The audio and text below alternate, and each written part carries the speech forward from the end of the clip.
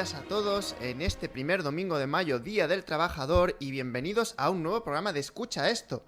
Una vez más, un servidor, Albert González, acompañado como siempre de nuestro técnico José Nebot, estamos aquí para traeros la música de los mejores compositores de la historia.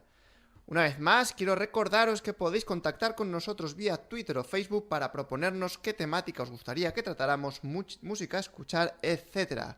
Hoy vamos con un compositor romántico. Vamos al programa número 19 con El Gran Concierto de Dvořák.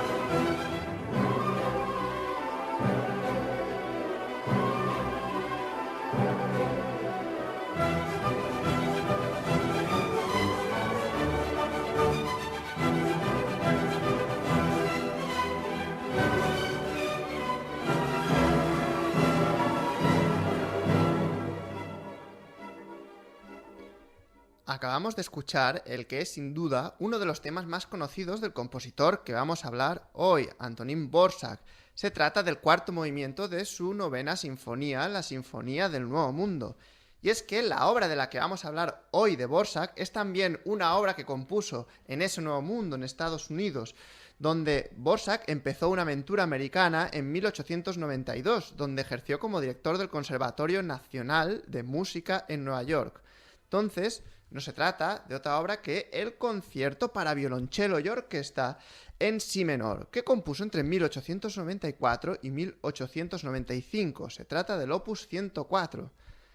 Esta obra, además, al acabar, coincide con su regreso a Praga y se estrena en Londres en 1896 bajo la dirección del propio compositor, con Leo Stern como solista en el violonchelo. Inicialmente, este concierto estaba pensado para un violonchelista llamado Hanus Wihan, pero debido a unas desavenencias con el propio Dvořák, finalmente no fue así, y el famoso estreno, corrió a cargo del violonchelista Leo Stern. Y entonces vamos a hablar hoy de un concierto, y de un concierto romántico. La semana pasada iniciamos un ciclo de conciertos hablando de un concierto de Mozart. Entonces, hoy tenemos un concierto romántico. Cabe la pregunta, ¿qué caracteriza a un concierto romántico? Si recordáis, haciendo una especie de repaso, empezando por el barroco, los conciertos acostumbraban a alternar pasajes del solista, del virtuoso, con el tutti. Era simplemente una alternancia, un juego. En el clasicismo, como vimos la semana pasada con Mozart, el solista, el virtuoso, gana en protagonismo y la orquesta le acompaña, pero no solo le acompaña, sino que a veces interacciona con el propio solista. Y ahora aquí es cuando llegamos al romanticismo. ¿Y qué significa romanticismo? Significa expansión, significa extensión. Una definición muy estética del romanticismo dice que la belleza es cosa de extremos. De ahí que el concierto es una pieza muy idónea para los compositores románticos. ¿Por qué? Porque el romanticismo significa sentimiento y también heroicidad, individualismo. ¿Y qué formato mejor que el concierto expresa esa individualidad, ese heroísmo? Ya que es un músico el que se exhibe delante de toda una audiencia mostrando todo su virtuosismo y sus habilidades técnicas. De ahí que el concierto es una pieza que gusta mucho a los compositores. Dvořák compuso 3 conciertos, uno para violín, uno para piano. Sin embargo, es este concierto para cello el más famoso de todos sus conciertos y el que se toca sin lugar a duda más que ningún otro. Dvořák era gran admirador de Beethoven y de Schubert. De Schubert tal vez es donde heredó el don melódico tan característico de Dvořák. Muchos consideran a Dvořák, junto con Tchaikovsky, el gran melodista de la segunda mitad del siglo XIX.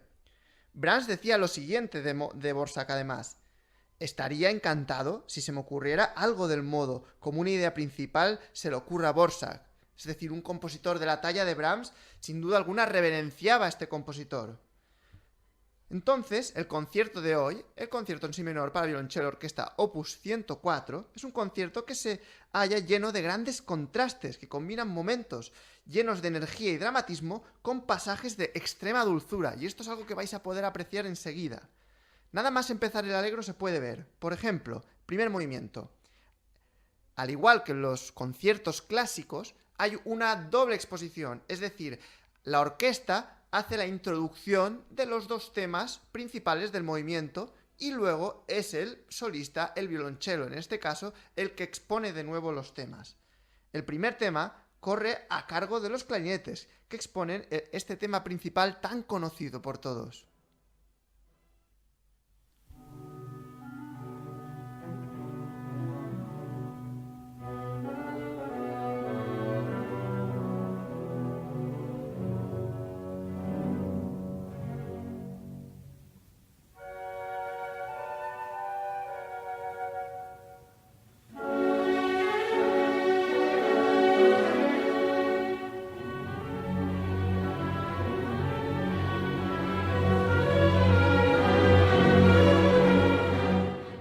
A este tema de carácter solemne se le opone una de las melodías más bellas que tiene Dvořák dentro de toda su producción, y es el tema B que exponen las trompas. Fijaros qué maravilla.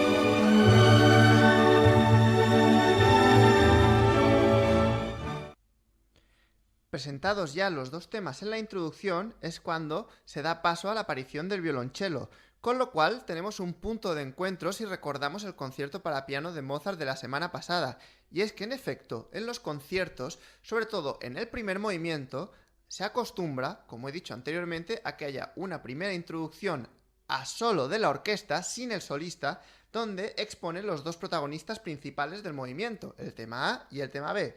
Y es una vez que se han expuesto estos temas cuando aparece el solista. Entonces, ahora como nos encontramos ante una obra romántica, el movimiento sea mucho más largo y las formas se expanden respecto a Mozart. No es igual, además es una música con una carga emocional mucho más grande. Vamos ya a comentar algunas cuestiones también del Adagio Manon Troppo, que es el segundo movimiento. El tema principal es de carácter pastoral y de nuevo viene introducido por los clarinetes. Suena de esta manera.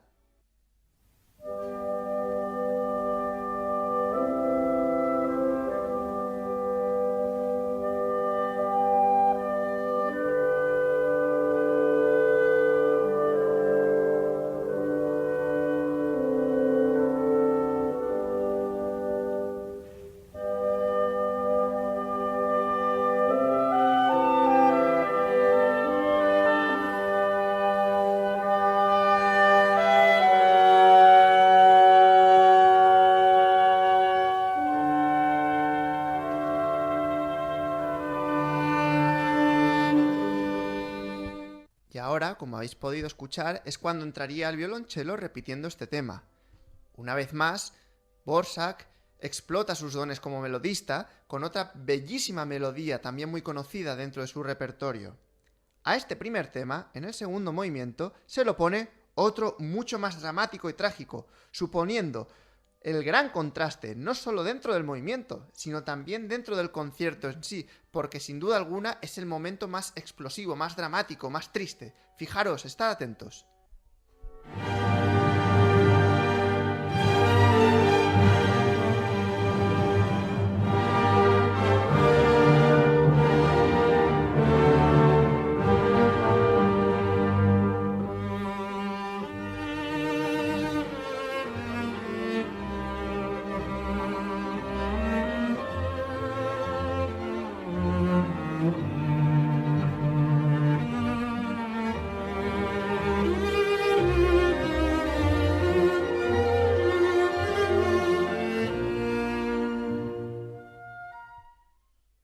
El tercer movimiento es un allegro moderato y es un rondó. Si recordamos, la semana pasada, los que escuchasteis el programa, estuvimos hablando de lo que era el rondó. Y el rondó es aquella forma musical que acostumbra a alternar las coplas con los estribillos. Es decir, el estribillo es el tema principal del movimiento, un tema que se repite y en torno al cual se exponen una serie de melodías secundarias llamadas coplas. Es decir, el estribillo es el eje del movimiento, es la melodía que nosotros recordamos. Es un recurso, como dije la semana pasada, muy utilizado hoy en día en las canciones de pop. Es la melodía principal que siempre se repite y que nosotros recordamos cuando cantamos una canción. Y a esta melodía se le alternan otras secundarias de menos importancia. El estribillo principal de este rondó, de este tercer movimiento, es una marcha expuesta por las trompas de la siguiente manera.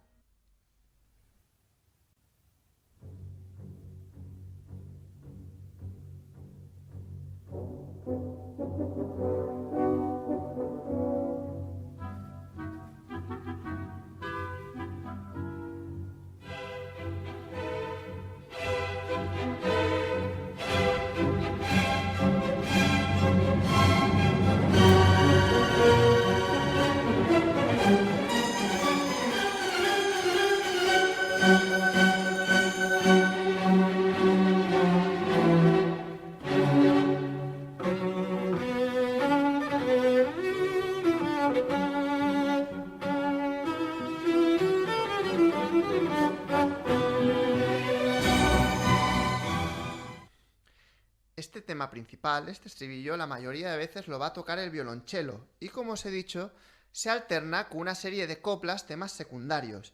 De entre todas las coplas que hay en este movimiento, como no daba tiempo a ponerlas todas, me ha parecido importante poner la segunda copla, ya que, una vez más, Dvořák demuestra la gran habilidad en la invención e inspiración melódica que tanto le caracteriza. Fijaros qué melodía tan bella.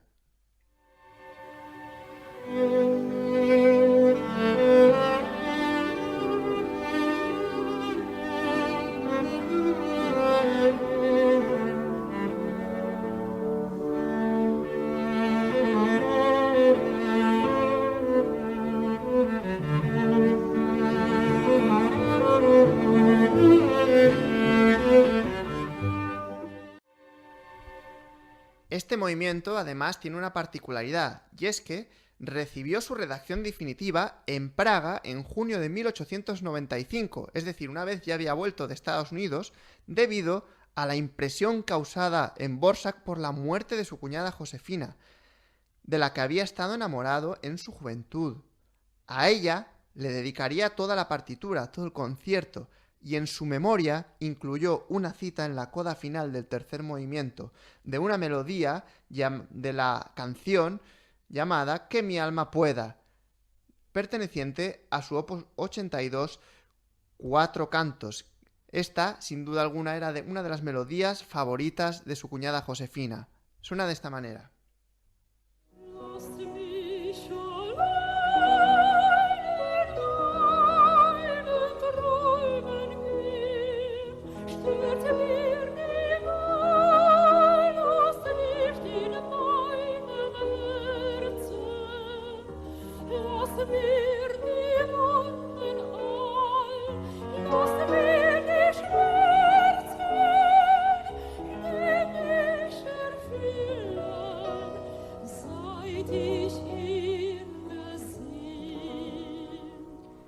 Entonces, esta melodía que habéis escuchado, Dvořák la recuerda al final del tercer movimiento, y lo recuerda en la coda de la siguiente manera.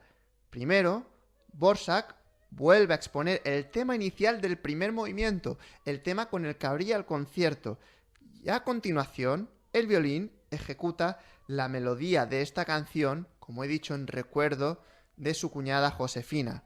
Estad atentos y fijaros cómo en efecto primero tocan los clarinetes el tema principal del primer movimiento y luego el violín repite este tema.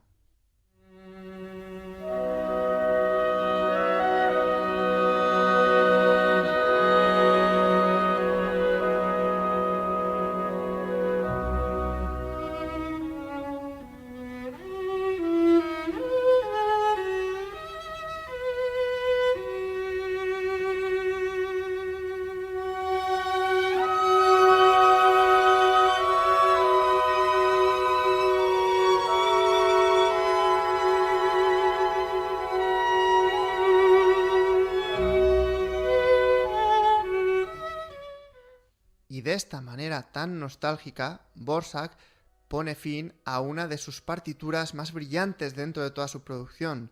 De hecho, mucha gente considera que este concierto es como su 10ª sinfonía, ya que la orquesta no hace solo un acompañamiento de un solista, sino que actúa de manera activa en tutis de gran dificultad dentro de la obra, con lo cual ya no es una orquesta reservada a acompañar y a permitir que el solista se luce. Por supuesto, el solista se luce, pero la orquesta también. Es esta dualidad lo que caracteriza también a los conciertos románticos. Es algo que Brahms también hizo en sus conciertos para piano. No solo sube la importancia del solista en cuanto a virtuosismo, en cuanto a habilidad, sino que también se lo exige a la orquesta. Ya hemos comentado algunas cuestiones referentes a este concierto, sin duda alguna insuficientes, ya que hay tantísimas cosas de las que hablar. Pero, debido a la duración del concierto de unos 40 minutos aproximadamente, no vamos a tener más tiempo para hablar en el programa de hoy de más cosas sobre el concierto. Por eso, antes de escucharlo, es una buena idea hacer una breve pausa. Nos vemos en un instante.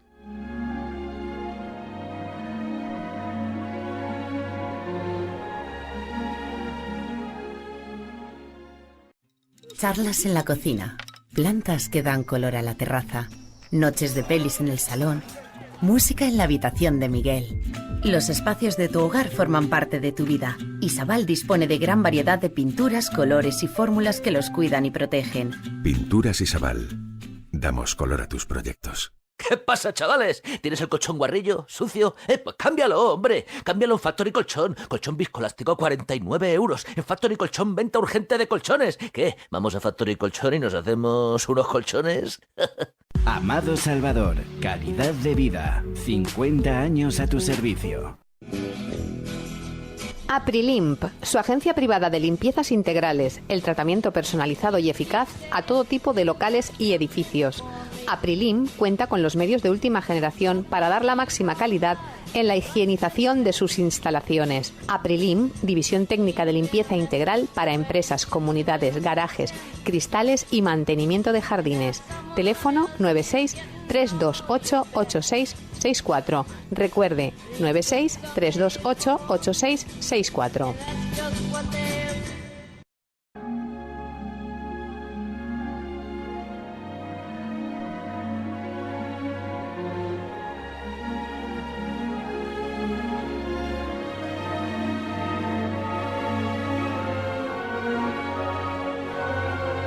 Pues ya estamos aquí de vuelta, preparados para escuchar este maravilloso concierto en si menor, opus 104 de Dvořák.